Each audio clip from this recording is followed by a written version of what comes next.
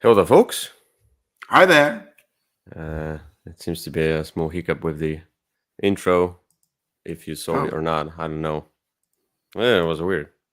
Anyway, here we are with Würfel Cast number 60. Is it? Yeah, it is. okay. Yeah, I yeah, trust you on the number, Rick. yeah, yeah. It seems to be. I'm sorry if like the beginning of the video is just a glimpse of the intro and that's it because there was a small lag over there. That's fine. Oh, Doesn't matter. We're here, and we are. the the most important part is not the intro, but rather the list itself. We're going to do another bunch of my top 100 games of all time, 2022 edition. Okay. Too, too much I'm twos ready. there. Yeah, Well, and just the right amount of twos, actually. it's up twos. Yeah, let it be. Let it be. Okay. Yeah. Uh, but today we're gonna go through 75 through 51. Yes, Okay. I always want to say 75 through 50, but it's then 51 games, not 50, 26 games, not 25 games. So Okay. I'm always confused. And then for that, we will need to go here. Oh, that's Mm-hmm. it. Beautiful. Cardboard creations. Okay. Wonderful. But we're not gonna look at that. We're gonna look at some of the games I have to, or I want to talk about, or I have to talk about. So, and hello to Danielle as well. Uh, Thank you for being here. So, let's start off with number 75. All So, right, let's go. for my number 75, this is a not so complex game. It's the game I backed on Kickstarter. I do not have the copy anymore, and it's still a very good game. I still would enjoy it if played. And this is a lot of purple. This is the purpliest game I've ever had in my collection.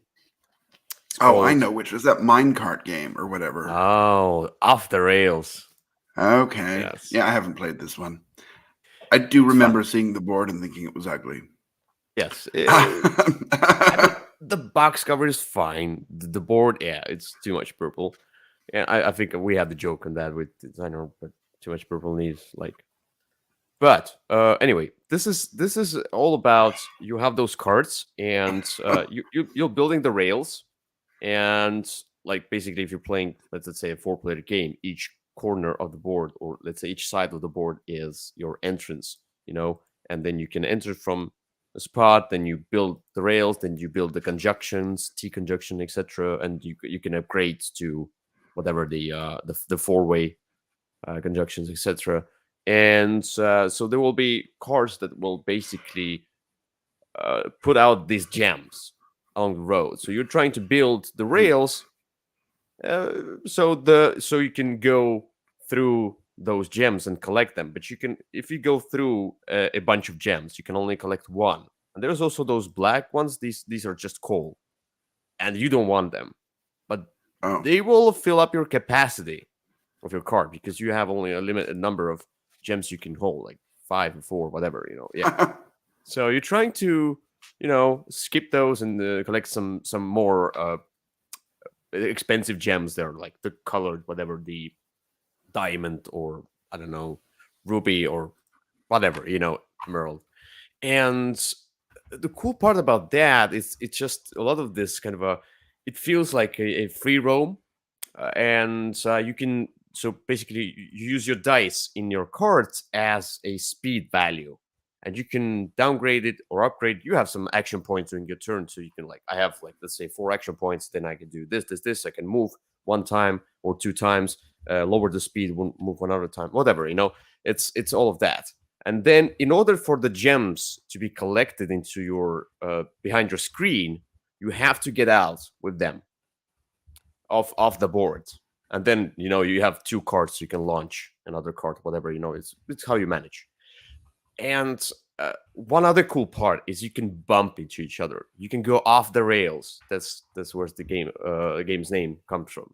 And so when you bump each other, there are rules of if you bump it into somebody from the side, they will lose more gems and they will be like off the rails. Or if you bump head to head, you both lose gems. Whatever. It's like it feels like this real thing. Like you bump to each other, everything spits out. And it's just fun. That's the whole game. There's not much going on. There are some not events, but like objectives or something like that. And eventually the mine will collapse. So you have to, do your last effort and get out before the whole mine collapses. And it will basically block some paths eventually, etc. So it's quite thematic for what it is. I like it. Off the rails. Yeah, this is one that, it looks like Laffy Taffy. And I don't mind purple. I like it, but that purple with that green just is really rather shocking. And we have a comment that another very purple game is Neon Gods, and that one is probably about the same level of purple. If you ever want to look more, at I think, yeah. To be honest, once you start playing this game, this purple doesn't really bother you that much.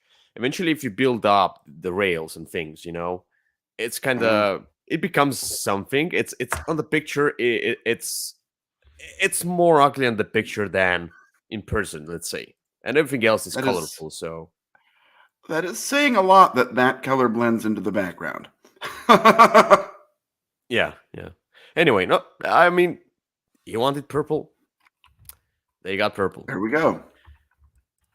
All right, my number 74 is another game that you like. You have played it. You don't like it.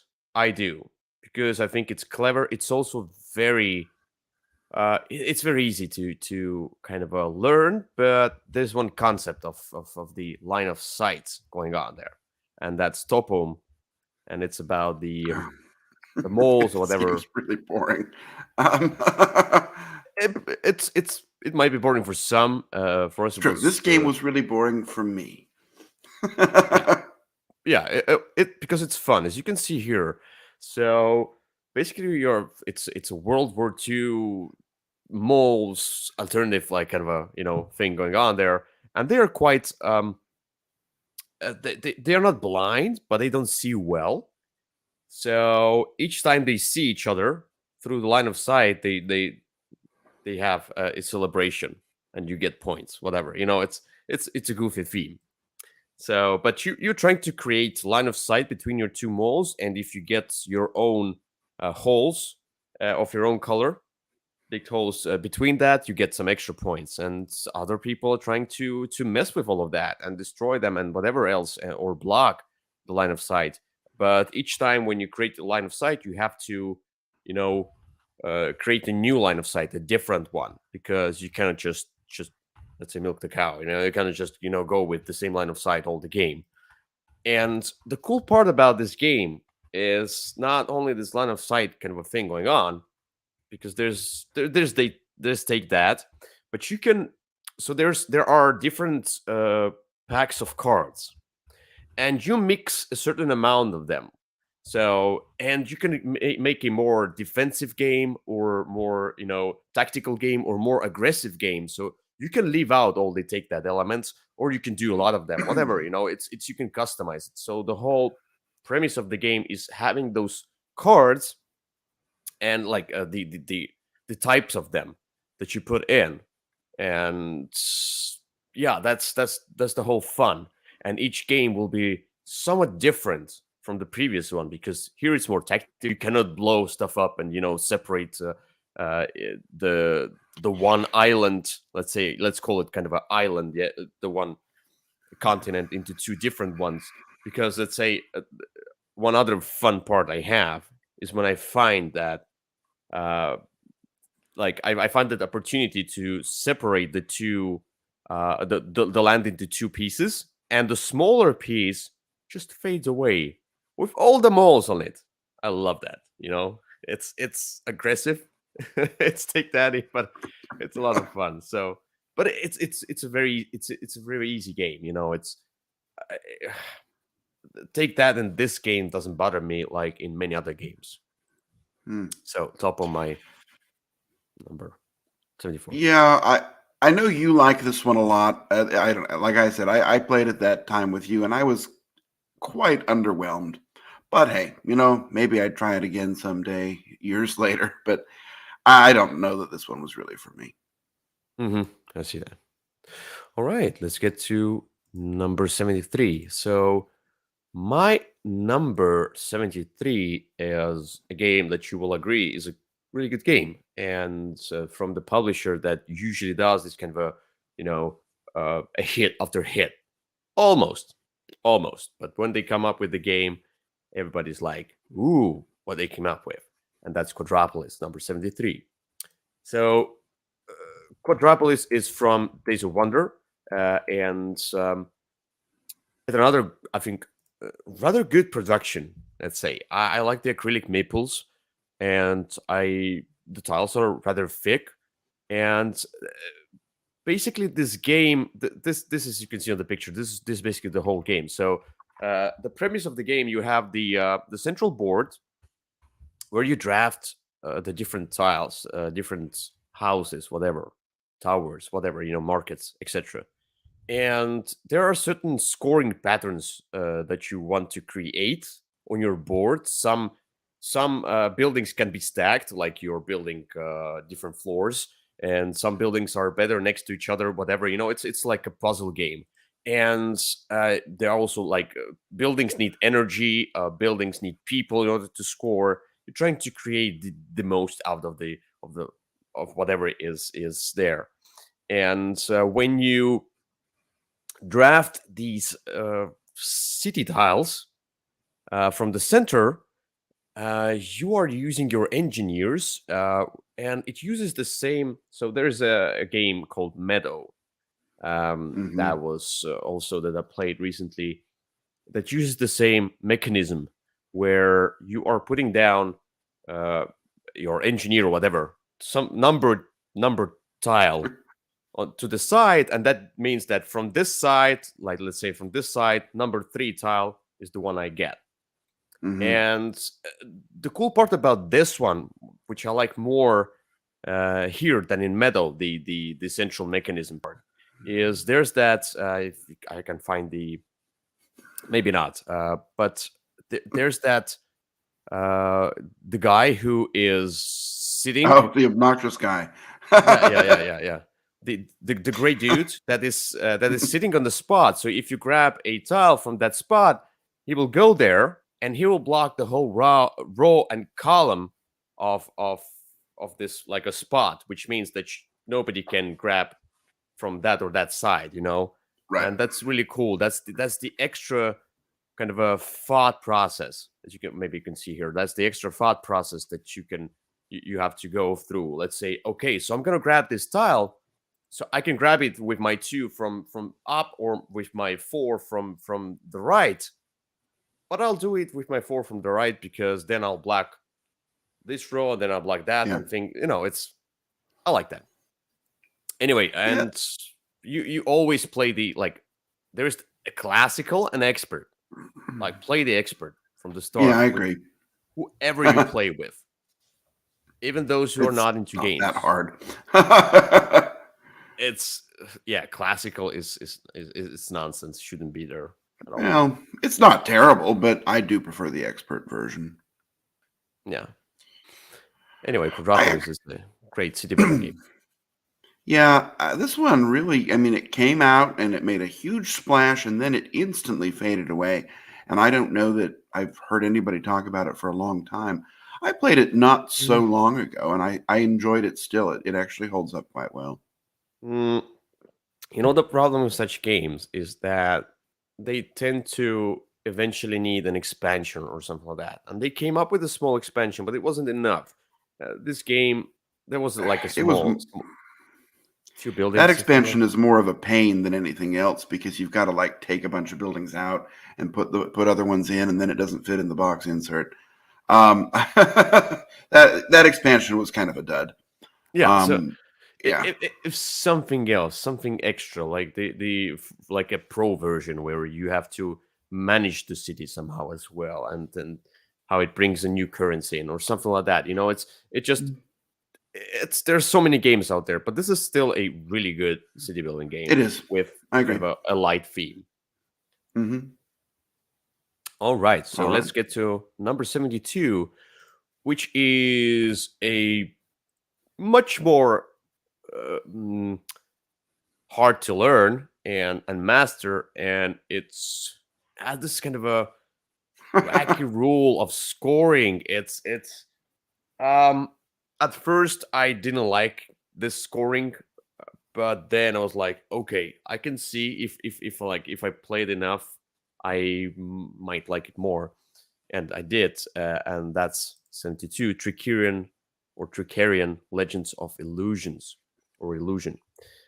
So Trickerion is so basically my first how they call the Mind Clash games. Yeah, this is my first introduction for me to Mind Clash games. And as you can see here, this is a busy game with busy boards and busy everything. But what they did here is they dared to make a rather thematic, very heavy Euro game without without the fear of it being over complex, and it might be over complex at some point. But I mean, like they went all in from the start. I don't know what they did before Trickerion, maybe not much. I don't know, but I think this might have been their first game. or maybe like the first wider release, let's say. Yeah. Hmm. So this game is about magicians. There is some supernatural kind of a theme going on, just a little bit, but mostly just magical tricks, and it has the action selection mechanism, which I adore. So basically, you have the cards. You put the cards down. This is the locations where you go, and everybody does the same. So it's a worker placement, but in a sense that I don't know where you're going. It's not like you go here, then I go here. We all choose these locations, and then we go there based on whatever order, I remember exactly. And this is cool. And in order for you to do something, you need to go through this kind of a chain reaction of things. Eventually, you want to get to that fear to create the tricks, which is rather abstract, but you're gonna get some points. But in order to get to this one, you have to go through different means of hiring assistants and getting new tricks and getting the stuff for the tricks, the components, and some components are not available, so you have to go and order them first. You go to Hmm. Amazon.com now, and yeah, eventually, like it's everything. You like you're doing that in real life. So I have to order components, then I have to go and bring them. Then I have to prepare the trick. You have to prepare it first, and then go to that whatever the theater space. And there's also the advanced rules, and the dice are it's rather very tiny luck there. But eventually, there's also the expansion, the Dark Alleys, whatever it was called, which The has one this that kind of came with a it. yeah. It's got kind of a like a you're looking into the future. There's some like future actions, kind of a I don't know this kind of Yeah. theme. But the cool part And there about was that, another one too. I haven't played the other one. I think I Oh, played only okay. one of them. Yeah, because Well, I mean, there was one that was released a couple of years later. I see. Then I haven't played that. Yeah. Hmm. But the thing is that eventually, with this expansion, etc., you have the cards, the location cards, but they have some special abilities on them. It's like now you go to the worker spot location, but you also do something extra.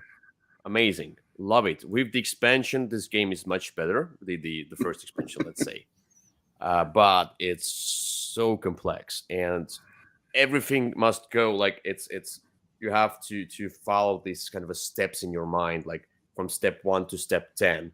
It's a chain, kind of a chain or chain game. Let's say not chain reaction, but a chain game. You have to build it all up for this one moment of performing in the theater. Yeah. Great, amazing, but also quite daunting sometimes. Well, yeah, I mean, the way you learned to play this one is you handed me the rule book and said, please learn these rules, which was very kind of you.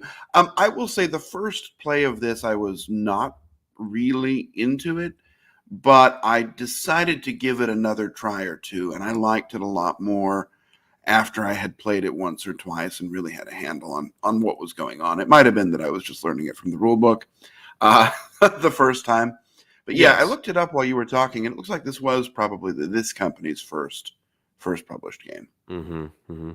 No, So, it's this kind of a game which is like, in order for us to understand what it's all about, you have to play it more. This is the game where mhm, one play is just not enough because too much going on. yeah, okay. Yeah. All right, let's get to number 71. My number 71 is the opposite of this kind of a obnoxious and huge game and a complex game. It's a rather easy game with one weird rule, which I'll probably house rule from now on, and it's called Mandala Stones. Okay, I've not played this one. I know you've talked about it. Yeah, when I get my camera fixed, I will other camera, I'll be able to make a review out of that game. But as you can see, this game is just these stones, Mandala Stones. And the thing about this game is you are grabbing these stones from the center. Let me find maybe a bit better picture, or maybe not. Whatever. You're basically grabbing the stones from the center through kind of a small rule of things of shapes, and you are stacking them onto your own player board. And your player board has this kind of a nominations, or let's say it has these rules of scoring on how you score stuff. Maybe you can see here better. And let's say, so the from here on, the bottom stone scores more than the stone up there, the first one, etc. Here the second stone scores more, etc. All the different colors, all the different what do you call them? The stack, high or low? How do you call that? This The height top of the and stack. okay, Yeah, yeah. height of the Okay. stack. Yes. Sorry. All right. And you have some secret goals as well, but this is like some extra, maybe 8 to 10 points at the end of the game. Nothing, but so the thing is that you can either grab stones, but when you grab a stack, you have to put it in one spot. If you have all the 5 spots filled, basically you have done 5 actions of grabbing stones, then you have to start scoring. Or the second thing is you can score before that. When you score, you only score the top stones of your player board. So basically, if you grab a stack of 3 stones, the 2 stones underneath will be used for future scorings. And Okay. you're trying to kind of manage this up so the different stones from different layers line up in a perfect way that you want to, because you can only score stones of the same color at once. So you're trying to create, let's say, right stones in the right spot with the right height, etc., and score them. And then when you score them, you put them down into this circular thing, and it's basically like a timetable where at certain point, if you play with 2, 3, or 4 players, you can you will end the game, etc. That's the whole thing. Okay. And this puzzle of finding the right, and there's also like some rules and restrictions and some blocking going on in there, how you pick up the stones from here, the whole thing about where to go, what stones to pick, of what color should be underneath or up there. It's so much fun. You should try Okay. it. It sounds weird. It sounds maybe boring, but it is much more fun, because when I looked at this game at first, like, okay, I don't know. Yeah. But yeah, once I played it a few times, I was like, okay, Yeah, I mean, it doesn't look terrible, but it doesn't. It's probably one that's hard to describe. I'd have to probably try it, and I've looked at it a couple of times, but I've never. It looks like the kind of game that nobody would want to play with me, and so I haven't bought one. Um, So I don't know. Catch me somewhere and force me to play it, and we'll if see. people play Azul with you, why not this one? Some people like this Because more I than have Azul. Azul and I don't have this one. Just get it then. Oh, Say it's just buy another another Azul. game. Yeah, say it's Well, another Azul. It's Azul Mandala edition, whatever. I don't know. I see. All right. Trick the Well, people we'll into see what playing this one. happens. Yeah. You can see here eventually that this kind of as a scoring pattern creates this very beautiful kind Mhm. of a flower. That's cool. I like that. All right, so You might let's say get it's kind of like a mandala. yes. My God, Okay. you you always okay. No, nothing. It's all good. We're all friends still. Hmm. Um, till my next game. No, okay. Okay. Kidding. What is your next game? No. My number 70 is a small game that I love, but first of all, there is one person in who I played with, who I played it 100 times with. The certain person we played two players, like a duel for us, who wins more games. Hmm. And I recently gave my copy to him because this game is hard to find right now, very hard to find, and that's RedSeven. Yes. And RedSeven is look, RedSeven. It was much higher on my list before. I remember that, but I do adore this game for a simple reason. Uh, in this one, Carl Chudik does so much with so little, and it's hard to understand if you've played it only a few times, because if you played it a lot more, you kind of start seeing the intricacies. For example, me and my friend who played with, we played 100 times. We kind of went through the different layers of thinking about this game and how we trick each other into putting certain cards and things. And if I explain this game for the first time to a new person, they're like, okay, so what's the premise? What's the point? It's doesn't sound any good. But once they played it a few times, they're like, oh. And I had several people like that. So, but this is all different color. Okay, this is a homemade copy. Uh, Hmm. but How can you basically, tell? if you can see here, this game is all about the colors and the numbers, and you have your own palette of cards that you're building in front of you, and the rule in the center. And each color is basically a rule as well. So you can use cards as rules, or you can use cards as colors or numbers in your or palette, and it depends. So rules can be all the different colors, or all of the same number, or the highest card. And on your turn, you're trying to create a situation in front of you with your palette. So based on the rule in the center, you are in a winning position.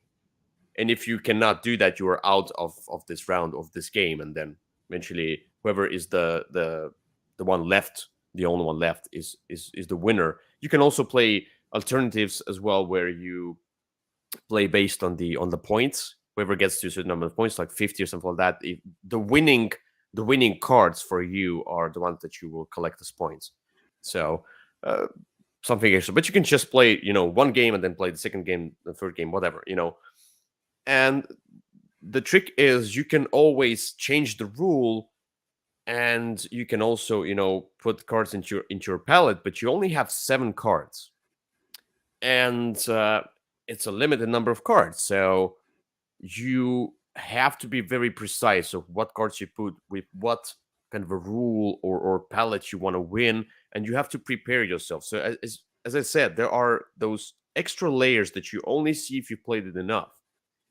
when you start, kind of like me and my friend, we start dueling each other, and the things we do is the person who played it only maybe like 3 4 times will not see through. Mm-hmm. And I like to play with one extra rule, which makes this game amazing because I will never play without that. The extra rule is whenever you change the rule in the center, so these are all numbers as well. If the number you change it with is higher than the number of cards in your palette, you collect an extra card. So you kind of give the card away, but you get something back, and you can keep your kind of. You're trying to now get the higher numbers in the center and maybe small numbers into your palette, but sometimes you have to put higher numbers into your palette. Creates an extra layer of thinking. RedSeven, an amazing game, but just I've overplayed it. So have I. Um, I don't know. This is one that I have been forced by a group to play way too many times. I do not really enjoy this game. Hmm. This is definitely not one that I like. So, but Yeah, you do. it's my 9%. It's been maybe my top 20 before 30, Hmm. whatever. Now it's 70. So I've tired of it, but you know, So have I. But I tired of it after only one play, and you've played it more than I have. oh, I see. Well, I've So played it probably 15 or 20 times, but um, I I think played I've enjoyed about about 0 of those times. I played about 120, 130 times. So Okay, well, there we go. sorry. So my number 69 is a a two-player game, and the one where one of the designers is one of my favorite designers, if not my favorite designer of all time. And you probably know who I'm talking about. My favorite designer with initials B and C. Who is my favorite designer? Um, um, Bartholomew Cthulhu. Yes, it's his Cthulhu name. Yeah, Okay. uh, Arkham myth is name. But yeah, it's from Bruno Catala, and that's called Raptor. And he always has a collaboration with different designers. And here it's Bruno Faiduti because this game uses this kind of cards as roles mechanism. And in this game, you are playing either the raptor and her babies, or you're playing these scientists. And so the scientists are trying to capture raptor and stop the babies, whatever, capture the babies and stop the raptor. And the raptor tries to, save the babies, so the babies can, run safely into the wild. And if scientists get eaten on the way, that's fine. So in this game, you have these different cards, and each turn, it's a dual game. Each turn, you put down a card, and I don't remember exactly. I always get confused when I'm playing this game. It's so the lower number gets the action on the card, but the higher number gets the difference between the two numbers. So if I play an 8, you play a 2, you get the special action on that card, but I get 6 basic actions. And 6 basic actions might be better than just one special action. Some special actions are very important. You sometimes need to play them. You put out new Hmm. trucks for the scientists, or new scientists, or you can scare the scientists away with the raptor, or if babies are put to sleep, you awake them, etc. So there are the different ones, or you hide the raptor, so you take the mama raptor off the board, and then you get in from somewhere else, and eat the scientists.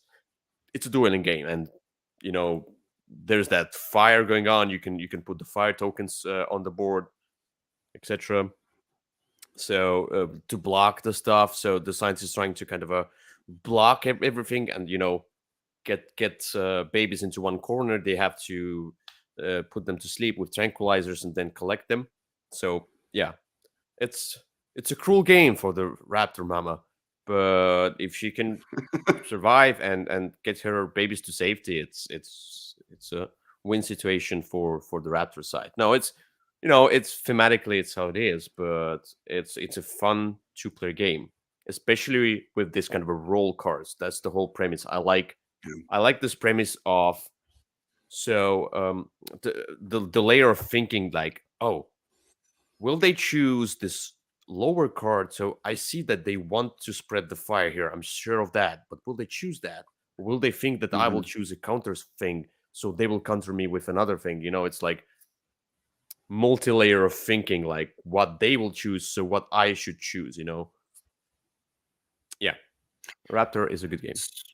So I like this game. This game has everything I like in it. It does have a problem, and that is that the text of what the special action is used in symbols on the card and not printed in text. And I know there's Yeah.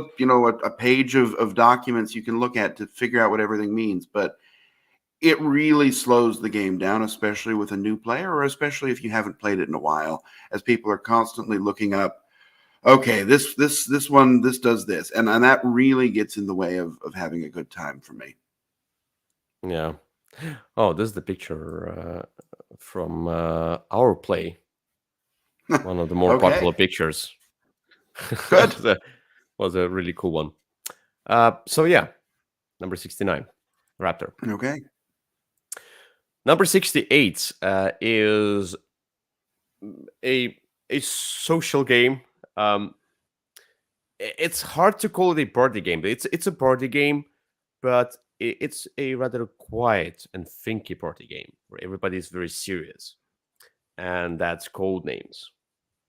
Mm. So with Codenames, I feel like so Codenames pictures. Let's say it's basically Codenames pictures as well. It's all the same premise, Those are the but same game. the same game, but the other one is with pictures. I didn't find pictures as interesting that the usual. Maybe I like to guess with words more. But Codenames is all about uh, there is one like a captain who is the master, whatever they call it, and they give out the hints through a one word and one number, and there are cards in the center with the different like the bottle and turkey and force whatever, and there are two teams. You are split into two teams. There's a red team and blue team, and your team is trying to get their words uh, covered first. And there's some neutral words, and there's the assassin word as well. If somebody guesses the assassin word, you're out of the game completely. Like your team loses, and that's the whole premise. And the cool part is about how to. So you have to say one word and a number. Let's say I say like I don't know. It's bell, bottle, and turkey. I say, or let's say turkey and bell. I would say taco and two. Let's say, and somebody was like, okay, so it's Taco Bell and turkey. It's like meat and it's food. Okay, maybe whatever. I don't know. I just Okay. came up with some not some weird one. I have to think more. But the thing is that you say the number based on how many words are associated with the one you say out loud as a hint. And sometimes you say a plus one bigger number because you can you don't have to guess the exact words from that round. You can guess words from previous rounds as well, whatever you like. You have all these hints now. Whatever you guess, you have to just find your own uh, words. That's it. That's the whole game, but it's a lot of fun. The problem is that it's a quiet game, Hmm. and maybe sometimes frustrating for some people, not for me. There are people who are very frustrated if you don't guess their logic. They're very logic, and then like I don't I don't know how to. Well, Okay, theater and force, and they say star. I'm like, okay, so like okay, whatever. So what should I guess? Star, okay, maybe theater, but Force, no, it's in their logic, it's Star Wars, Force, Mm-hmm. whatever, but it's not my logic. So you have to, when you play with the people, you have to catch their logic as well. But as they are, so let's say the first round, as they are discussing what words they should guess as a team, you as a master listen to them and you listen how they progress with their logic. So you have to adapt to that logic. So this is another layer, but Mm-hmm. it's when you play it for the first time, it's not the layer that you think about. You just give a hint, see what happens. Sure. Code names. Yeah, I enjoyed this one. I played it a lot of times. There was a time when everybody was playing it all the time, and I happily joined in. Yeah, good game. My number 67 is a set collection game, a very beautiful one with Vincent Dutray artwork. That's called Museum. So I do enjoy Museum with its expansions. Not all of them, not all the modules. Let's say some of them are cool. Like with the Black Market expansion, it has the take that elements that kind of do not complement the game at all, because Hmm. it feels like it's out of place for such a game, because it's a peaceful set collection game. So in this game, you are collecting the cards, which are basically a symbols and the colors, etc., from different nations. You're trying to collect the collections of different nations and also the different symbols, whatever they are, like a set collection game. The beautiful art and some flavor text on the bottom is just an extra, you know. But it's every card is different picture, and you have some other cards like special abilities. You can hire some specialists that add to your kind of possibilities a little bit. And as you can see, here are the different cards. And when you are trying to kind of play cards into your museum, you have to pay with the prestige points that you get eventually, or pay with the other cards. So if I want to put out a card of 5 into my museum for it to score at the end of the game, I need Hmm. to pay a total of 5 with my other cards. Let's say I could pay a 2 and a 3 in order to put out a 5. That's it. So, and Yeah. eventually at the end of the game, you will try to arrange the cards. So there are the corridors. That's the downside of the game with these corridors. It's a little bit difficult to see where the corridors lead, but like the cards of the same collection you want to create must be connected via those corridors, Hmm. etc. And it's a little bit weird. It's a little bit too much. Yeah, I mean, I did not hate this game by any means. I go through various moments of really loving it, and because the set collection aspect can be very satisfying. But that corridor thing really makes me never want to play it. And I'm hoping the new edition, which eventually will come through that Kickstarter, I think is supposed to fix that. But that That might be aspect of good. the game just doesn't really work. Yeah, And that's I would it's just not throw that it it away. doesn't work. Well, I mean, or just not or have them. I don't know. If there were some other way to do it, or if it were a little bit bigger board or something like that, it could work. But Hmm. as it is, it just doesn't, right? Because the cards get moved around, and you can make a mistake inadvertently, and it just really that part of the game doesn't work. Mm. And it was a significant amount of points and made some things very in it. No, I don't know. it's the whole I'm premise of the game to create collection Yeah, eventually. and I'm hoping that there's some fix for it that's going to come in the new version. But we'll see. Yeah.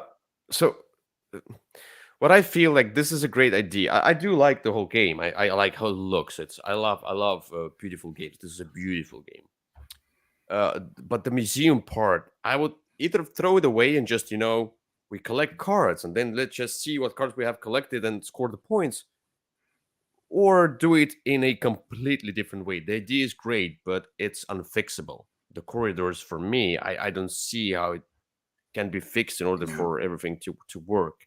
You know, it just it will not work. But Hmm. The cool part is about like museum wouldn't be that high on my list if not for the expansions. Some expansions are some extra, like you can contribute the cards for some special collections, for example. So you score a lot of points, but you have to finish it first, whatever.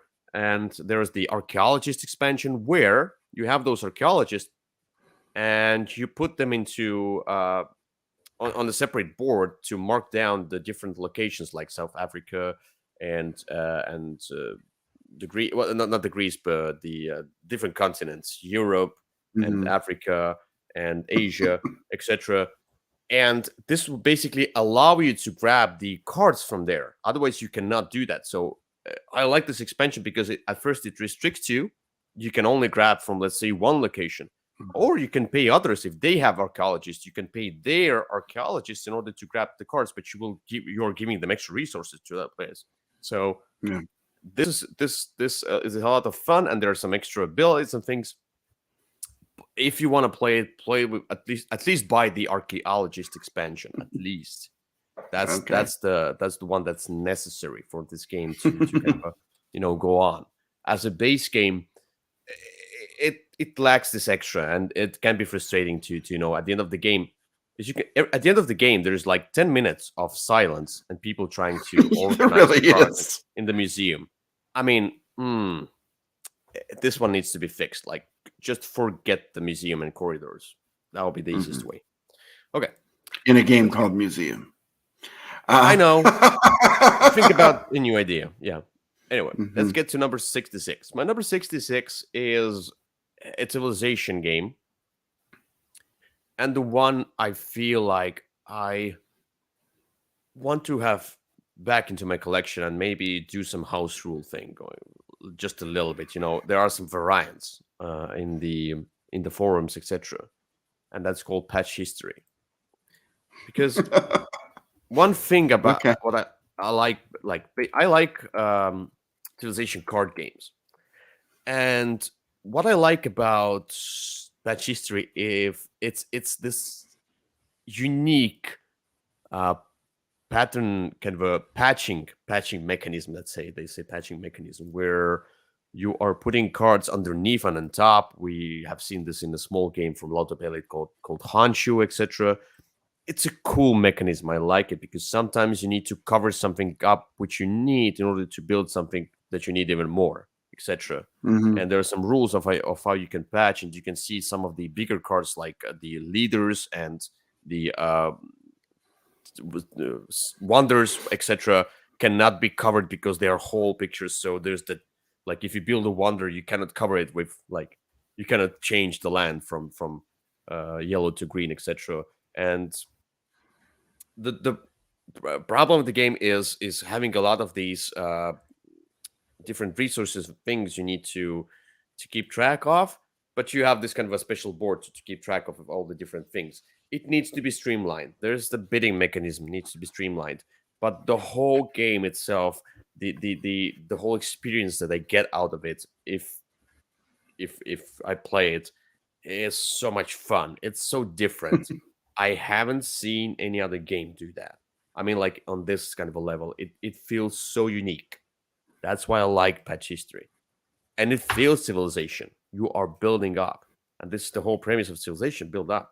If you think about civilization New Dawn, it's an abstract uh, load of crap. And civilization, the Sid Meier civilization board game is like 6 to 8 hours long and over complex, and it's, and then through the ages is a extremely complex, and for me an abstract card game. So I haven't found my sweet spot for a civilization game. This one is almost there. Hmm. I want somebody to put a new edition out of it, but it's really cool. I like that. And the war element is not like, there's no war. There's just this kind of a trading route that can go to kind of a war. They could But go to kind of a raiding route. yeah, but it doesn't feel like a war that I come and destroy you. There's no Mhm. destroying, which is great. All Okay. building up. I like building up. Oh, the card quality is terrible. It is. There are lots of physical problems with this game, but it's a quirky and interesting game. It's kind of difficult to teach and learn, though. Yes, it is. My number 65 is another game that I think you have not played. Yeah, you have not played that one. I think it's a hidden gem because another unique game that gives me very unique vibes based on the theme. And at first, when I looked at this one, I read through the rulebook, like, oh, it's so scientific and it's boring. But once you play it, it's very easy to understand. It's a middleweight game at most. That's Cosmogenesis. And Cosmogenesis is about creating the planetary systems, basically. And you can, oh, planetary systems, that's very scientific and maybe difficult. No, it's it's a simple worker placement game. You can go to different spots. You kind of buy new planets and gas planets, etc. And you are trying to create asteroid belts and the cool mechanism. And you basically build. You're basically buying the scoring tiles, so you can connect to these asteroid belts or whatever the planetary systems that will eventually score you more points. The cool part about that one is when you maybe you can see somewhere when you get the planets, you can collide the planets in order for them to one of them will become bigger, one of them becomes smaller. It's very scientific, it's very thematic in a sense, all the planets colliding, or you will launch an asteroid into the planet in order to make it habitable, basically bring water into the planet, etc. The bacteria, eventually water, and then you will uh, upgrade the planet into kind of a Earth-like planet, etc. So there's a lot of that scientific Cosmo thing going on, universal thing going on, and it's not your usual sci-fi space, which I don't like really. I like more scientific, like Terraforming Mars. I like the theme because it's scientific more than anything else. This is the same. It's an easy game, really. It's not a hard game. This game desperately needs an expansion, in my opinion, but it will not get it because it's a hidden gem. It's wide or not a very wide release, but it's from Ludenauta, so Ludenova. Sorry, I think. Um, I like it. I like it so much. It's so interesting. Okay. It's from Ludenova, and it's Yves Turini. To, he made the Expedition Northwest Passage and Blueprints. Blueprints I didn't like. Expedition Northwest Passage is also a unique game. It's not on my top 100, but I mean, like the designer is good. He makes different games. Makes this scientific kind of games, real life, more kind of real life games. Yeah, yeah. All right. Let's get to number 64. This is the game that you know and that you like a lot. I'm sure of that. And that you will never play with 3 players. I might play with 3 players on a very rare occasion, but it is a 2-player game. And if it says 3 and 4 on the box as well, it's a huge lie. It's a universal lie. Santorini, my number 64. Okay. It's not a 4-player game. Forget It's it. true. So this is a new version. There was the initial version which was ugly, and the new version which is beautiful. So the whole premise of the game is to build this Santorini island with the different level of not the different level, but with these buildings, and you have your miniatures and meeples representing whoever you as your player, and you want to get one of your miniatures on the top to the 3rd floor of whatever building. If you get there with one of yours, you win the game. But you have it's basically you move and build, you move and build. It's extremely easy rules, and you're trying to block other player. You can put the hats on the on the building, so you can block off the third spot, the third floor, etc., and trick opponents into blocking them, into cornering them, and that's the whole game. And then what is extra in this game that makes this game beautiful are those god cards, which Hmm. break the rules in every Yeah. possible way, and they are overpowered. That, like, if like I tell you about my card, you're like, oh, that's crazy powerful. But then I tell you about your card, oh, that's also crazy powerful. And once you start playing, you see that they balance each other out, and it also conducts your strategy towards where and what and how you want to do that. And that's it. It's a dueling game. The biggest problem of the game, it's like with all the other like abstract games, like chess, traditional chess, checkers, etc. If somebody is better at that kind of a thinking, they are better and they will be. It's just, there might be a lot of frustration if the person does not have this kind of a strategic plus the tactical kind of a approach. Like in chess, for example, I played chess a lot in my childhood, so I kind of build up this kind of a thinking, so I can play these games well. And it Yeah. frustrated the other person who played it with me, and they always lose because it's not like it's not about how smart you are. It's about this kind of a the thinking process. Sure. You just need to train it, and Santorini has this kind of flaw. But it's a lot of fun if you're on the same page. That's true. It is. I enjoy this one, and I've played it a lot, and I still like playing it. So this is definitely a win for me. Win-win. Win-win. All right, so let's get to number 63. Another beautiful game. Um, Rather easy game. And so there are, I don't know, I don't think there's that other game on my list because I think I only chose one of them.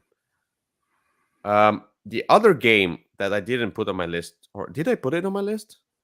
I I don't did, I know. did, I I don't know did, what game it yes, is. I did. So Obscurio was in my previous video. I'm It sorry about was. that. So Is it this one, again now? Oh. it's Obscurio, yeah, the next level. No, it's Mysterium. And Okay. I had a like at some point I was tired of Mysterium, and I felt like Obscurio is a better game. Mm-hmm. But the time has gone by. I haven't played Obscurio much, and I still think about Mysterium. Okay. It's just um this is Obscurio has few problems. It's a little bit flawed. It depends on the group very much here as well, but this is so streamlined, so easy to understand that you just play the game. It's long, and I know there's Mm-hmm. Mysterium Park, which I might like much more because it's should be shorter or something like that, more streamlined, even more streamlined. So I don't know. I haven't played Mysterium Park, but I want to.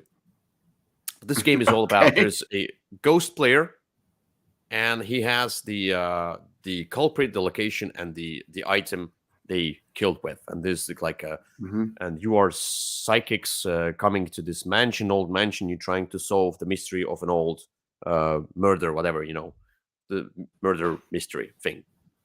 Mm-hmm. And you have a bunch of cards of different people, of different locations and items, and each person has this kind of a collection of 111, and the Mysterium uses this kind of a Dixit type cards, the dream cards, and the ghosts.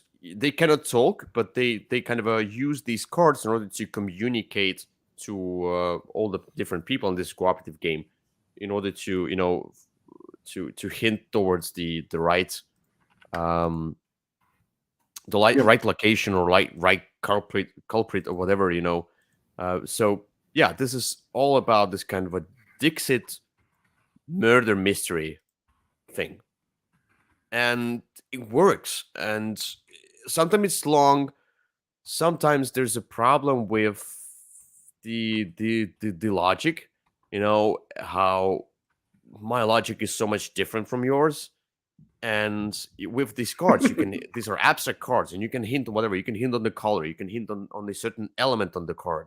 You're trying to, and when they start discussing things, it's like the same with the code names.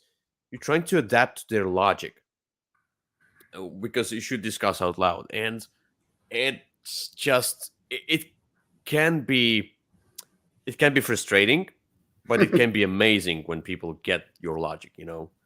That's what I like. And then you can change the spots. Then somebody else is the ghost player.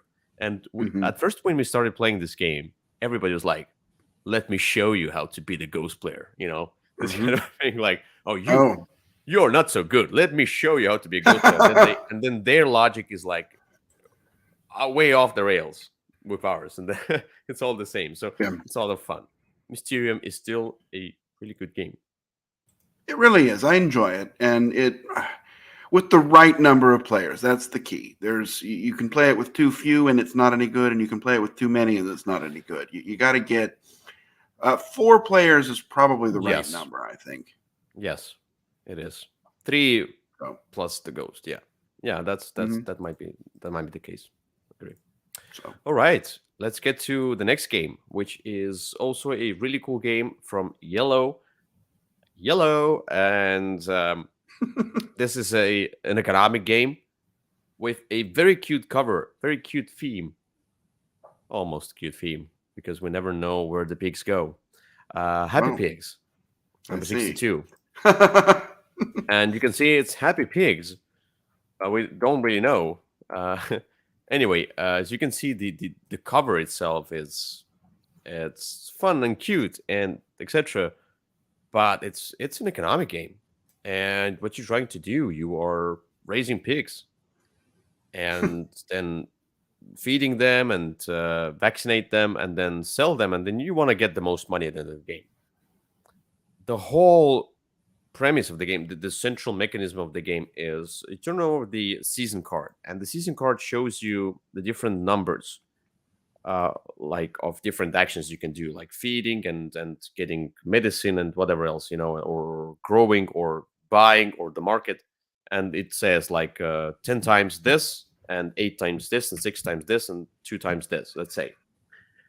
And everybody has these tokens, that represent one of these actions that you want to choose. So if you're the only one to choose the action that gives you 10 action points, you can spend them all by yourself. But if uh, different players choose the same action, you have to split those action points between you.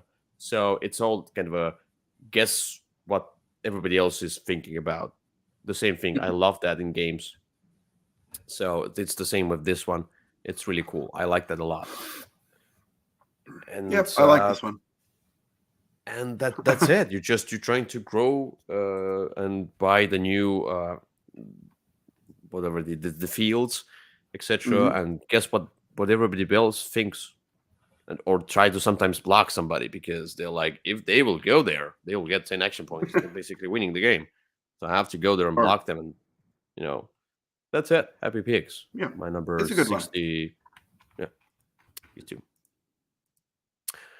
My number 61 is the the game that was in my top 10 at some point. Eventually, I got a little bit tired of that. The expansion didn't help that much. I Mhm. think it was a little bit weird or overcomplicated. But the base game was also, at some point, maybe not enough, but it's still a great game. That's Castles of Mad King Ludwig. Oh. And yes, when I first played this game, I didn't like it at all. I'm like, what's this game? It's no good.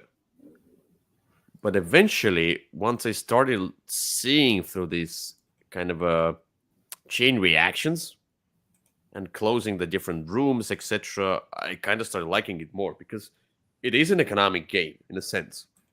And you are, so one of you is the master builder or something like that, and you are setting the prices of different rooms. And there are some rooms that come up, etc., whatever, randomly, and then you set price for those different rooms, and everybody else is buying. So, and when they buy, they give the money to you, and you're trying to figure out, so will is he willing to? Are they willing to pay 8,000 for this room? Should I price it very low so they will definitely get it, or high? But if I price it too high, they will instead get the stairs, which costs 2,000, and then I'm out of money. So you're trying to balance this one out to make the rooms more affordable, but still take a lot of money during your master builder turn. And then when you buy these tiles, you build those weird castles. There are doors, and there are some restrictions and rules of how you can build some stuff, or like it's not rules or how you can build stuff eventually. Like you can put stuff however you want, but some rooms give you negative points because of that. And you're trying to close down the rooms, basically close all the doors, legally close all the doors, so you can score the rooms or the room colors, or how they call um, the room category, whatever. Yeah, the type of room. The type of room, it's special abilities. Some give you just straight money, some give you an extra tile, some give you whatever else, an extra action, etc. It's a lot of fun once you get used to that, and you can build downstairs as well, the basement. And there are some goals, the goals, and then the goal cards in your hand that whatever how you want to get the points, etc.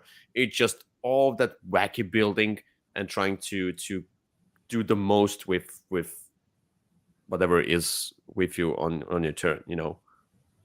I really like the whole premise of building up. Yeah, I mean, I like this game a lot. It's the same level with Suburbia for me. I do think the first expansion was kind of a dud.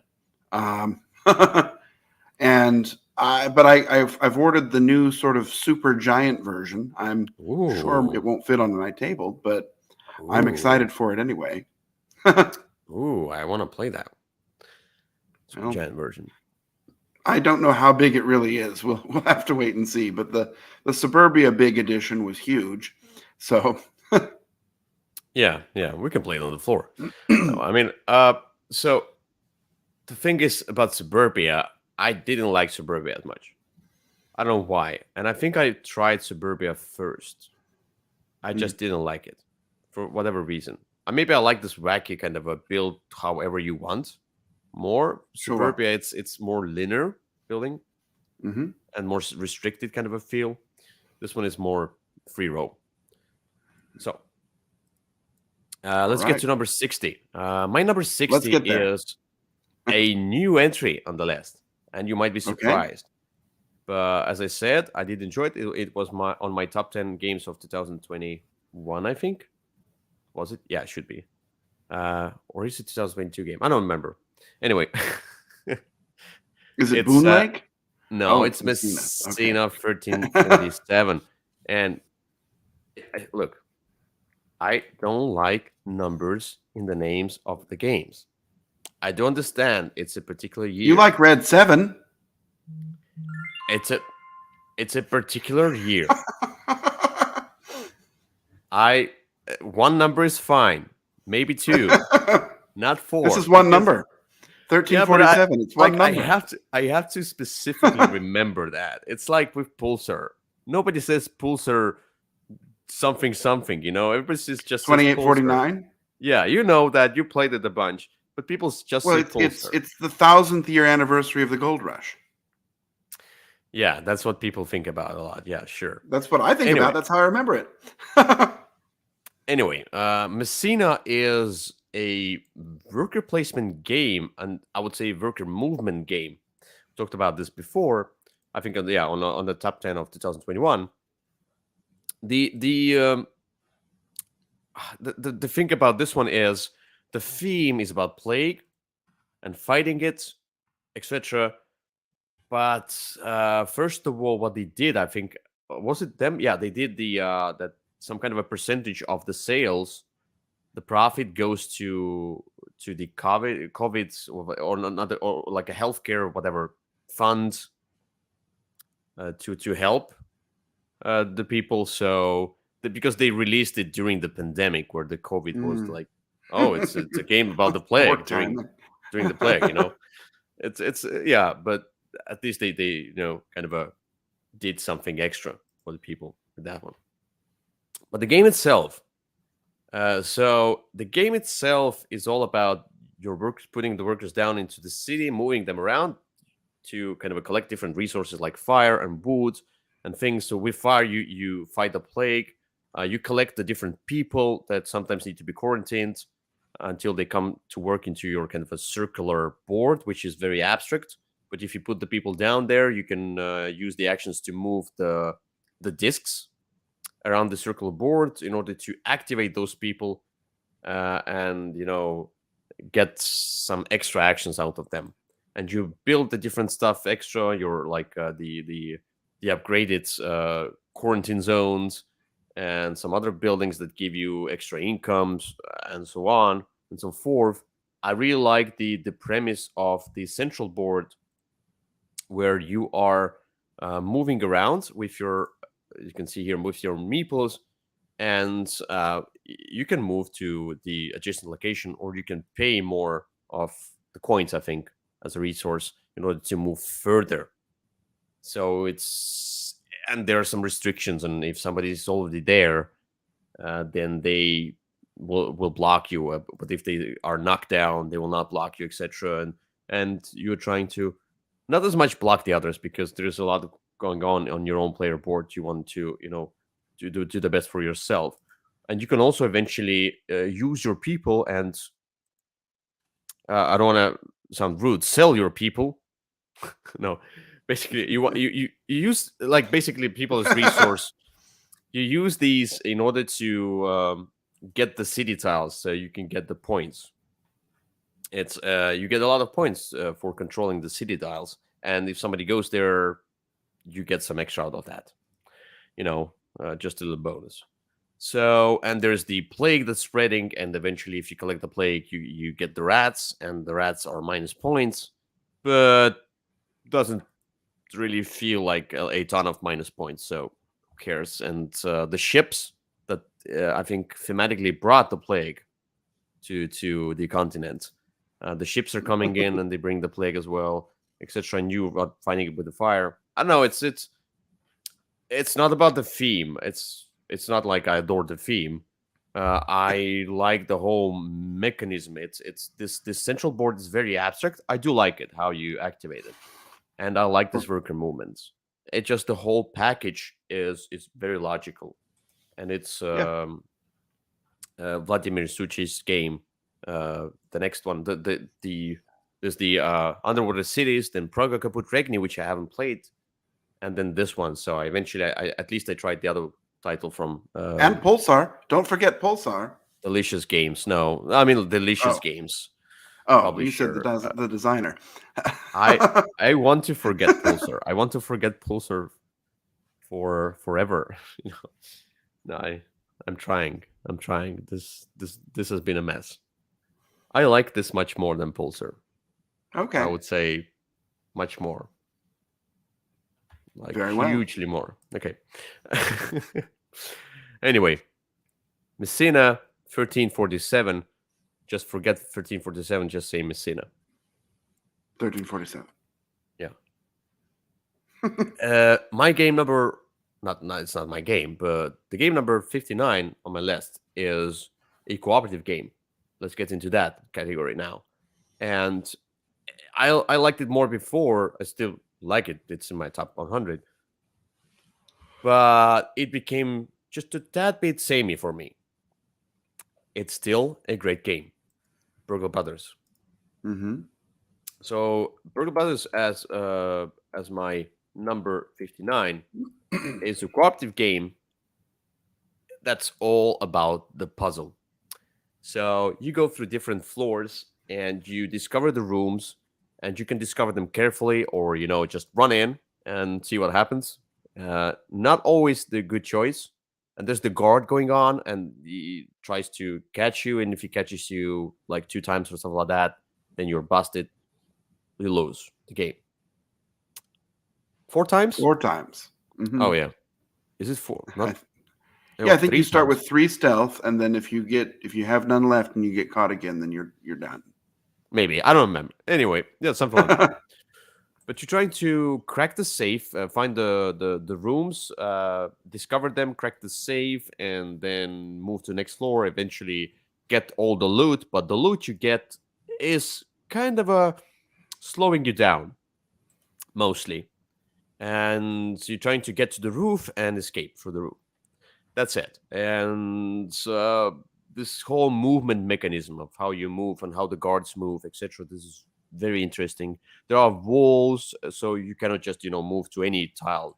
Some things are blocking you, and you're trying to disarm the alarms and hack the computers in order for the cameras not to see you, etc. Lasers, whatever. It's this kind of a heist movie type game, and it's all the fun, but it's very puzzly. So at some point, I don't feel like I'm in a movie. The theme kind of fades away as you're playing, in just trying to figure out the puzzle. It's with most cooperative games, in my opinion. So, Mm-hmm. yeah, my number 59, Burger Brothers. All right. Well, it's one we've talked about a lot. That's one I always enjoy. Yeah. The older version is better than the new version, though. We played it for the first time together. We did. And we both liked it, and I tried to. I think I tried to bribe you in order to get this game for myself, but you said no. I would never say no to you. Okay, let's keep it there. Let's keep it there. Okay. Yeah, let's leave that one alone. Yeah. Anyway, number 58 is the game that I got back into my collection recently because I feel like this is the one that you need to own in your collection. I can play it with basically anyone. This is for me a better option than Santorini, because Santorini is big. This one is small. I can take it anywhere. I've even played it on the beach, and that's Onitama. Okay. It's a two-player abstract game where you're trying to, either capture the other opponent's sensei or, get your sensei to the other side, to the other temple, whatever it is, to the other player's temple. And you do this through the 5 cards. 2 cards are always in front of you. These are your movements.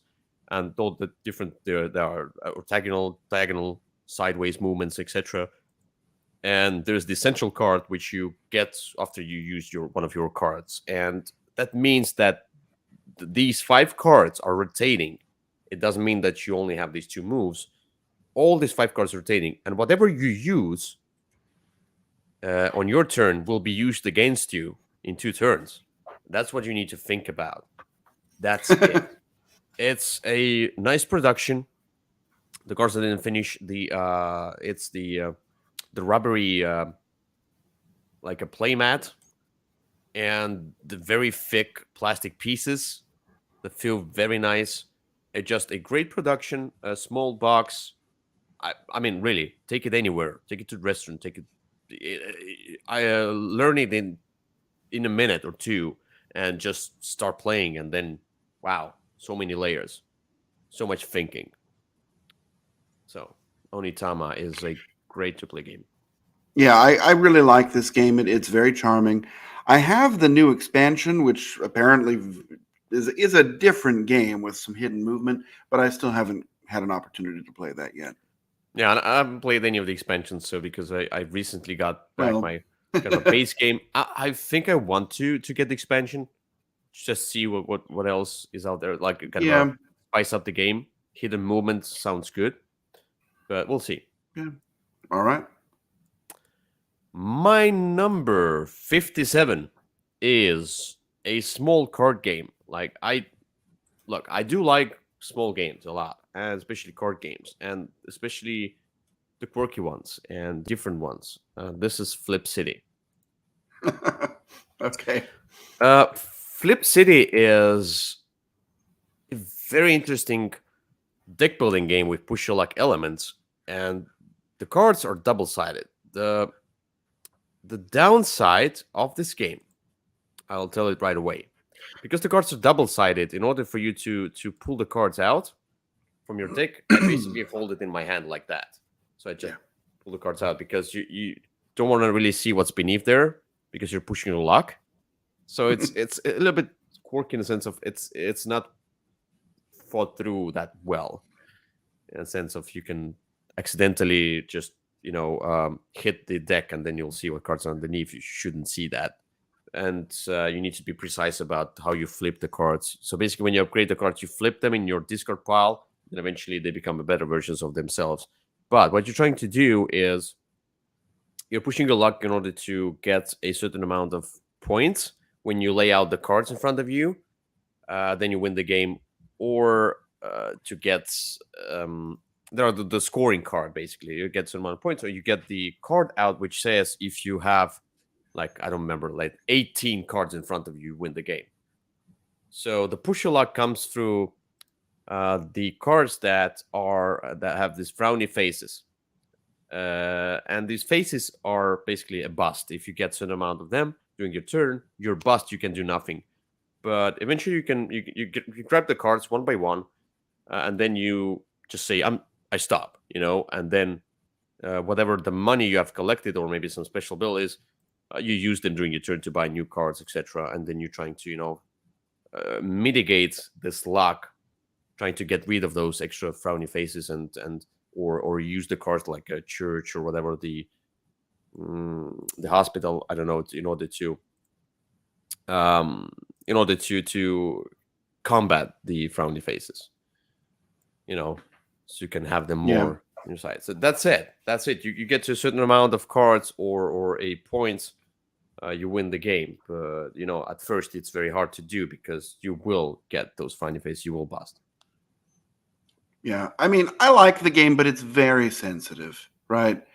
You can inadvertently mess it up because just of the way that you shuffle cards, and it's very easy to flip something over accidentally, and that's kind of, and the expansion for it, the expansions were very underwhelming. And in fact, the second version does not, I believe, have that push your luck aspect in it. It doesn't have that smiley face way to win, and I think that took it down for me. Yeah, well, I think maybe I played only the first expansion. I don't remember. I think probably so, which added like a plunger or something. It was like the reuse, the recycle, or whatever the but there was a second box, and the second box was significantly worse than the first box. Or reuse? No, there's only the one expansion. Oh, so that's the one. I played it. Maybe I'm crazy. I thought there was a second box. Well, anyway, the game is still kind of sensitive. If you're not careful, you can accidentally ruin things. But there you go. I liked it. Okay. So, Wilderness. Wilderness was the weird one. Oh, what's that? That was the second expansion. It was a separate box. I'm not crazy. Oh, maybe it's interesting. I think I had the Wilderness as well then. Oh, maybe I didn't play it, or maybe I played it. I don't remember. Anyway, it doesn't mean you have to like the original game less, but I remember one of the expansion was a real dud. All right. So my number 56 is the game I replayed recently, and I still enjoy it. And at first I thought that I need to get it into my collection, back into my collection, but then I felt like this is not enough, and I don't know if it will be republished by somebody. Most likely it will, but will there be an expansion for this one that will be published as well? It's all in a sense of like in a gray area right now, and that's Manhattan Project Energy Empire.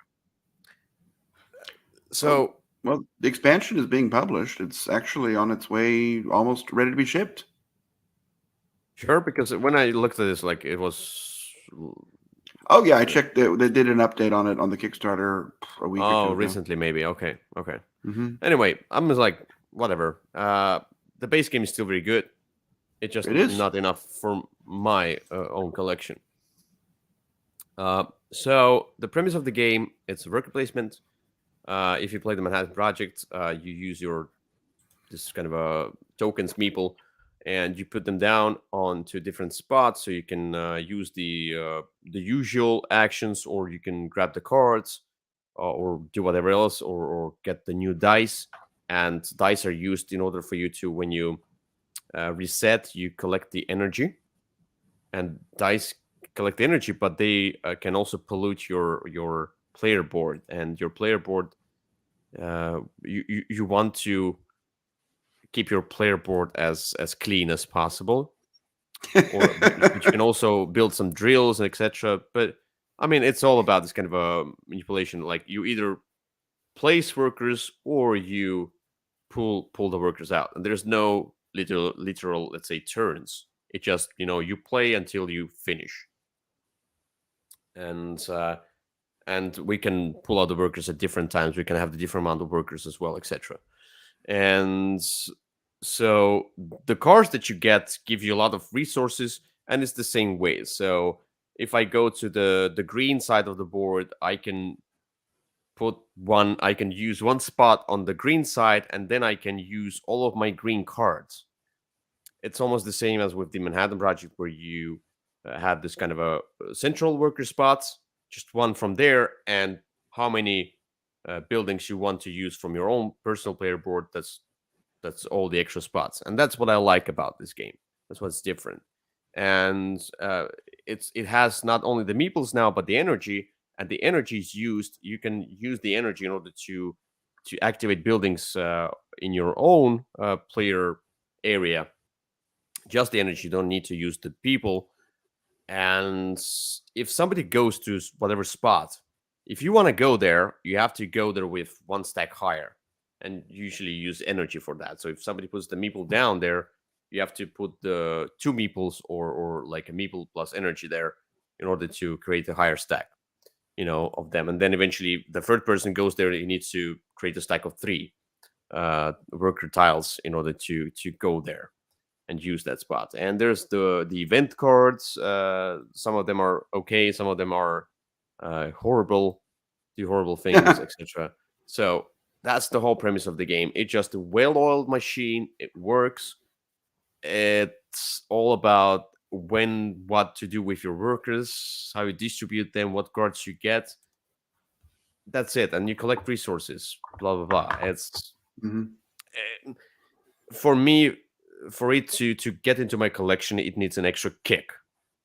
It's still a great game. I like it a lot, but it needs that extra kick, extra something, an extra board or whatever, like to spice it up.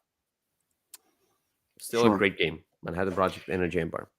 Yeah, it's my favorite of the Manhattan Project series. I quite enjoy it. It just I'm not sure it needs an expansion, but I'm excited to get it finally, which should be in a few weeks. So that's we'll see. More news coming. Okay, that's fine. So let's get to number 55.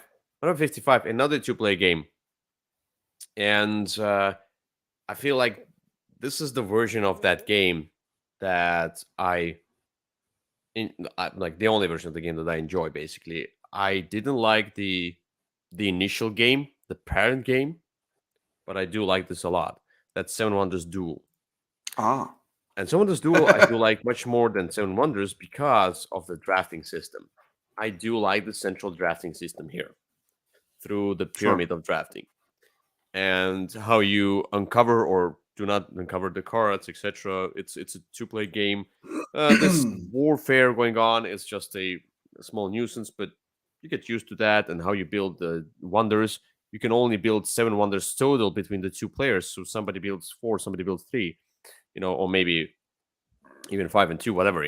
It's and then you collect some scientific tokens, etc. You're trying to either to get to one of the two, like scientific victory or the warfare victory. Usually it goes down to the points, and you collect the cards into your tableau. You collect the resource. Basically, it's the same as Flame Wonders. If you have this card with this resource printed on it, you do not spend it. You just have it now in order for the future cards to be built. And cards are connected to the future cards, so which means that if you have built the school, now you can build a university as well for free or whatever. It's just grab this card for free. So or with the discount, whatever. So that's the whole premise of the game, and you're trying to win the game. And usually through the points, if you collect the blue cards, they give you points. Everything else is just some resources or boosts to resources, or like the trading. You can buy resources, kind of buy resources from another player through trading, but they cost a lot. So you can grab the cards that give you the discount to that. So you can buy the resources off kind of another player more cheaply. So, and Sure. I only played the base game. Um, yeah, I mean, so I really like this game. I would say probably only, well, about a third or maybe less than a third of my games have come down to points. I often find that one of the other ways ends up winning it, but Oh, that's really? usually because I try and Mm, go for those things. Um, mm. it really depends, right? I mean, you have to adapt in your game. I have played with one of the expansions, which I really like, but it has the same problem that Raptor had, right? In that there are way too many symbols on these cards, especially with the Pantheon and these new gods, and it just there's so many symbols going on that it really drags the game down. And I I see. just really wish Hmm. that text had been used because even especially in this game, it's even difficult to find some of the symbols because they are in different places in the rule book. Yeah. I have not played with the Senate or Forum or whatever the second expansion was. I've purchased it, but I end up playing the game with new people so often that it's just not one that I can easily add in either of them. Yeah. So So, yeah. So on this duel, my number 55. okay, My number 54 is another two-play game, and it's a little bit higher on my list because I find it to be easier to get into, easier to play, and it's still a lot of fun. That's Combo Fighter. And Combo Fighter will be republished now by somebody else, oh and it will be easier to get because with the Colossal games, it was just not possible to get this game. At least in Europe, at least for me. I don't know. It's just I couldn't find it anywhere. And I think it will be republished by Matagot. Like okay, it was Matagot, but it will be republished by I don't know. Maybe it's in the forums. Plot. Oh, the plot maker. Yes, the initial the Oscar Johansson is they had the small. I think it was. I think it's in the Swedish or Norwegian company. I don't remember hmm exactly, or Danish from Scandinavian country, and are they you saying those are all the same? no, no, just I don't remember exactly. But Plotmaker Games are going to publish Combo Fighter as I think they got the rights back, so they're gonna publish Okay. Combo Fighter in a more wide release. But this game is all about the duel, and you have your fighter.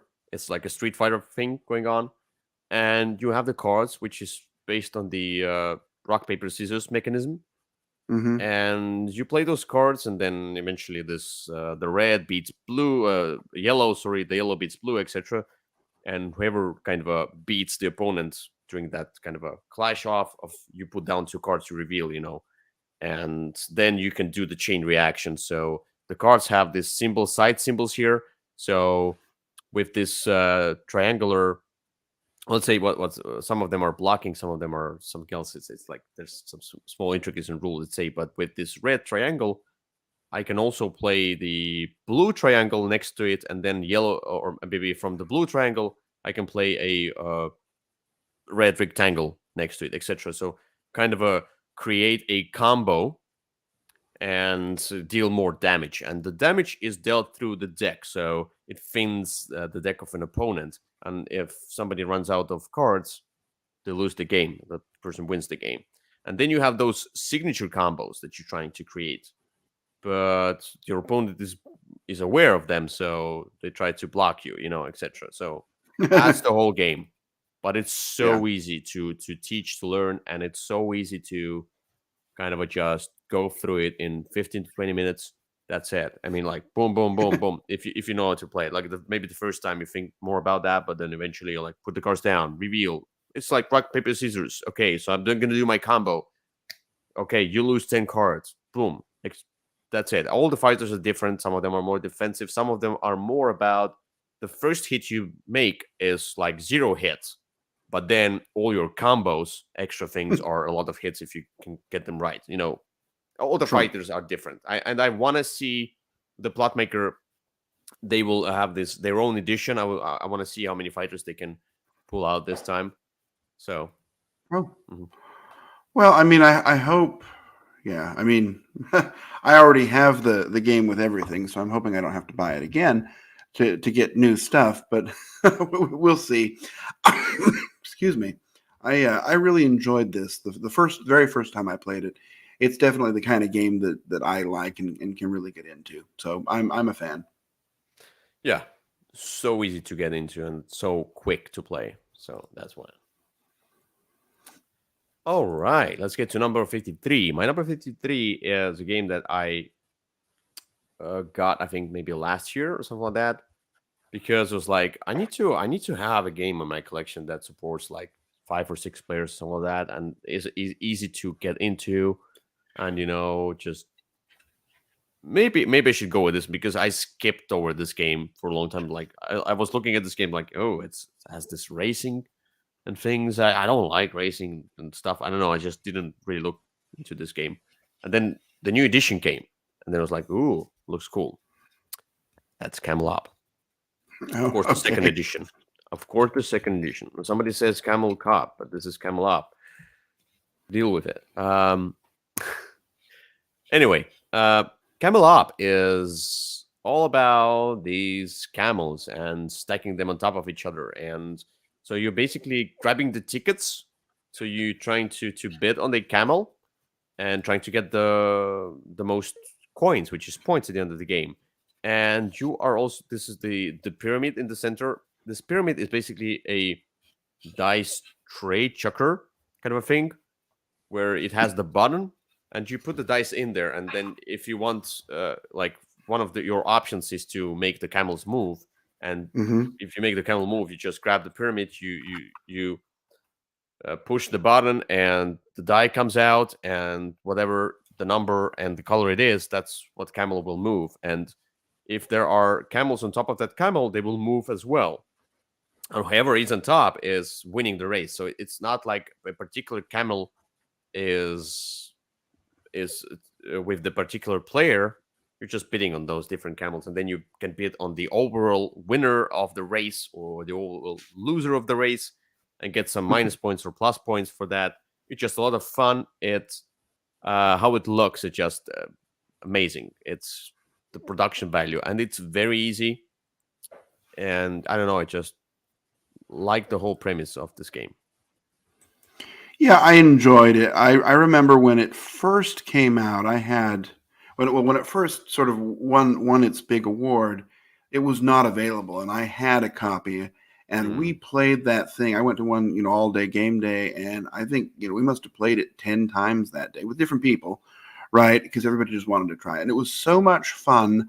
I really had a good time with it. I do prefer the second edition. Nothing has changed in the rules, but it adds a piece of the expansion is what it does with the black and white camels, but it has a nice plastic pyramid rather than this cardboard one, which very quickly wore out in the in the initial version. Yes, yes. So yeah, I do enjoy this game. It's on. Good. That's Camel Up, second edition.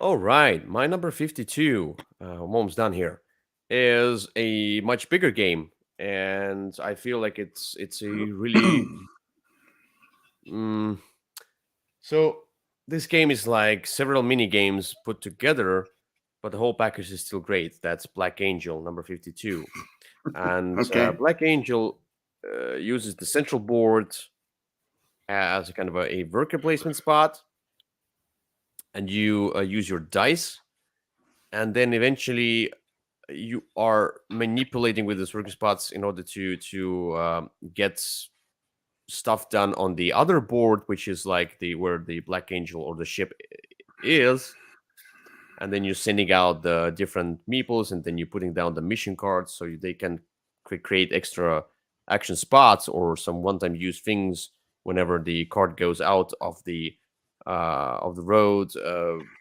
whatever the space.